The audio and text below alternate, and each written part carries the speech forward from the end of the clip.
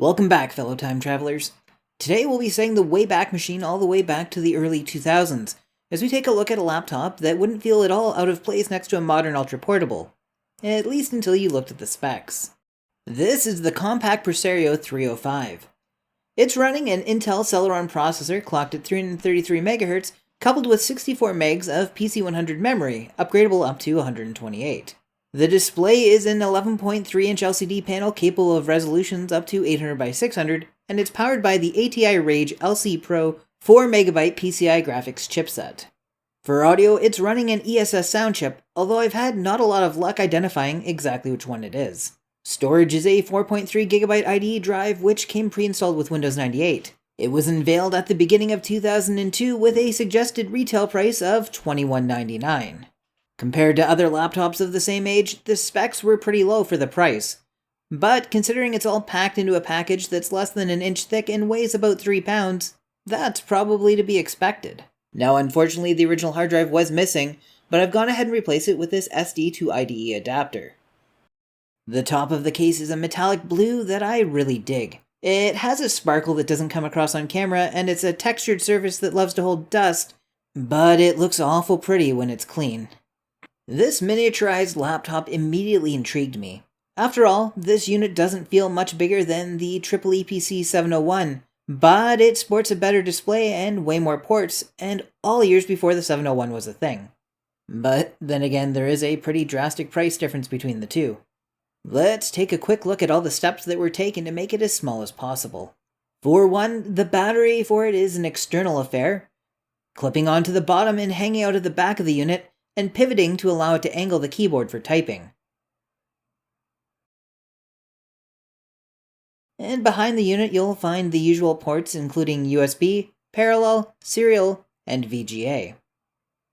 On one side of the unit we have a phone jack for the integrated modem and a singular PCM CIA slot. And on the other side we have a DC jack. And finally, on the front of the unit we have a headphone and a microphone jack. What's immediately obvious is the complete lack of an optical or floppy drive. This is something that was remedied by the included docking station.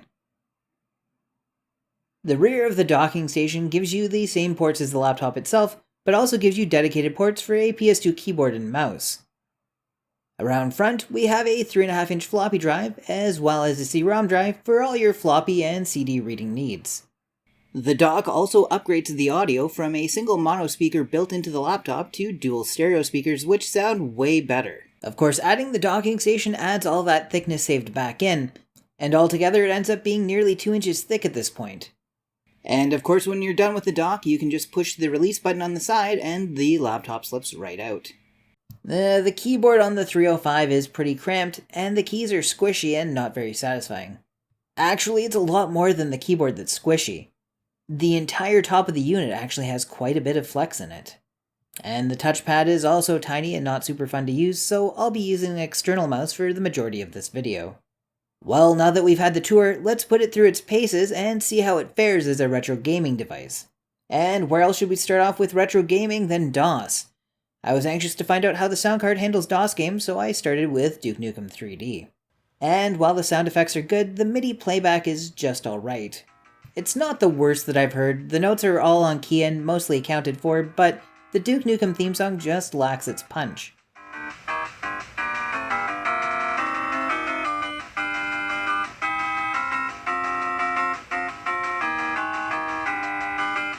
I tried playing Duke 3D in VESA mode, and it looked like it was going to be great.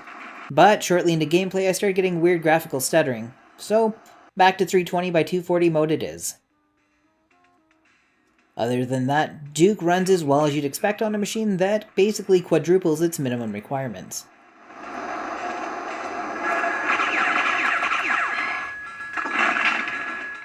And since the Duke CD was already in the drive, I figured why not install Duke Nukem 1 and 2. Duke Nukem 1 uses PC speaker audio and everything sounded and looked fine. I've actually been impressed by the quality of the LCD panel so far. The colors are bright and vibrant, the viewing angles are good, and it's fairly easy on the eyes. Duke Nukem 2 had no problem using Sound Blaster emulation built into the ESS sound card, and the game ran at full speed with no hiccups or glitches. So far, looking pretty good for this as a portable DOS machine.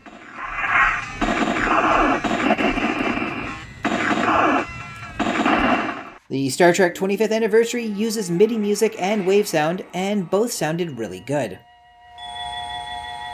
Space, the final frontier. These are the voyages of the Starship Enterprise. I decided to run it in 16-color EGA mode just to see how the GPU would handle it, and it looks exactly as you'd expect. While this game runs fantastic on here, it is important to note that you can only play it while docked because the CD is required in order to play it properly.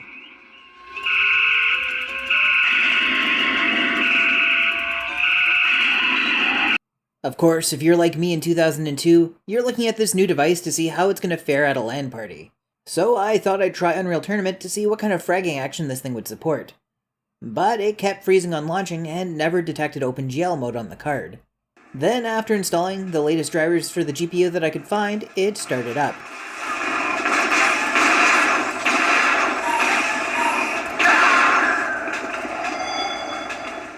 Performance wasn't great, feeling a little sluggish and choppy, but it was still pretty playable. Unfortunately, even with the newer GPU driver that brought with it OpenGL support, the laptop just wasn't up to playing Quake 3 based games like Elite Force at a constant enough frame rate. You have taken the lead. Even lowering all of these settings resulted in low double-digit frame rates that frequently dropped to single digits. So, it's better to just play games that don't mind a GPU that only has 4 MB of memory, such as Motocross Madness. This game still ends up being one of my favorites to just burn time in. The open world stunt quarry track lets you just drive around and try to pull off some fun tricks.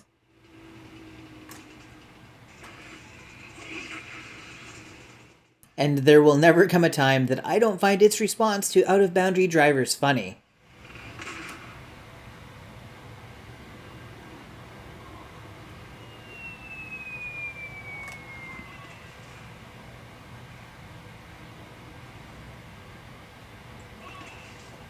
Switching from motocross to casual street racing, I was able to nurse out some pretty decent frame rates in Need for Speed 3, although I had to lower the resolution down to 400 by 300. This is exactly half the resolution the screen supports, allowing it to scale perfectly. Unfortunately, it also results in some very low detailed models that don't make for an ideal gaming experience. I recently found my original copy of American McGee's Alice, and while I was pretty sure what awaited me, I still wanted to give it a try. And as expected, it's running at a pretty low frame rate and not very playable, especially knowing some of the precision jumping that's required later on in the game. That being said, if you've never tried American McGee's Alice, I think you should. It was one of the earlier horror-style games that I played, and I absolutely loved it. And finally, while it goes without question that the ATI Rage chipset in this laptop won't be able to handle any of the newer entries in the Grand Theft Auto franchise, the often forgotten original Grand Theft Auto finds itself perfectly at home here.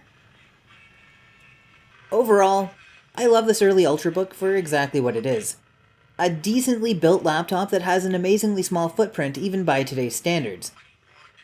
Unfortunately, running a low-powered graphics card, a sound card that doesn't have perfect Sound Blaster support, and a Celeron processor in the place of a Pentium 2 or a Pentium 3 means that I'll likely be turning my attention to more capable devices.